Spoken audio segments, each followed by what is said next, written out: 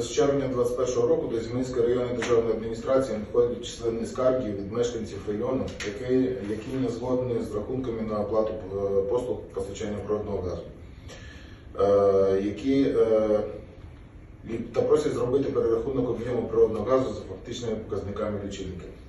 Ізмаїльська районна державна адміністрація провела декілька нарад з участю представників Одесагаз та Одесагазпостачання для вирішення цього проблемного питання.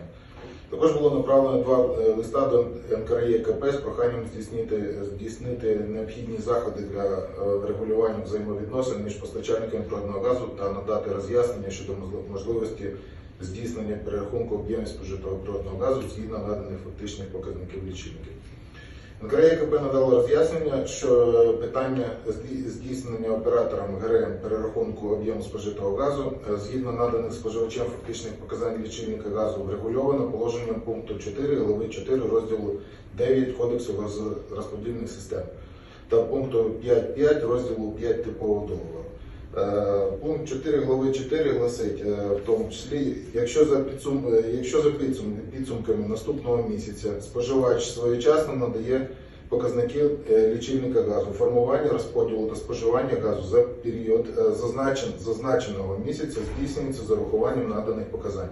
Тобто ничего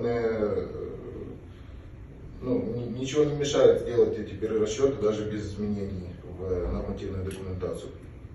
На сьогодні, за інформацією, отриманою від Одесагазпостачання, остаточно перерахунки за фактичними показниками лічильника абонентам будуть зроблені у грудні 2021 року.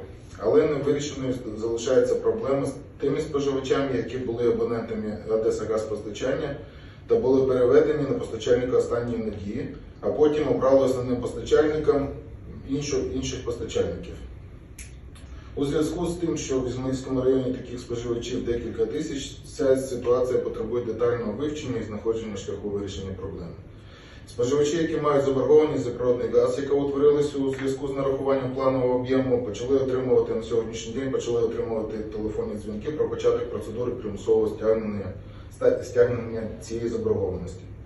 Так як питання перерахунку обсягів споживання газу з фактичними показниками лічильника абонентам на даний час ще не зроблені, це є невиконанням з боку Одесагазпостачання пункту 2 протоколу наради від 15.09.2021 року під головуванням Підгайного Сергія Григоровича. Та є потреба в додатковому розгляду та контролю за виконанням цих рішень. Определили четкий алгоритм взаимодействия между поставщиком и распределителем, что кто должен делать, форму заявлений разработали.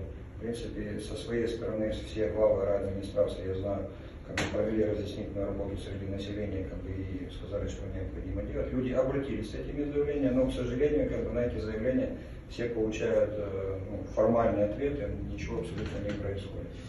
Поэтому хотелось бы вернуться к тому, что поставщик выполнял протокольное поручение, которое было на наших совещаниях, и привел в соответствие объем потребленного газа к выставленным счетам. Вот весь вопрос. То есть, если более докладно, можно что-то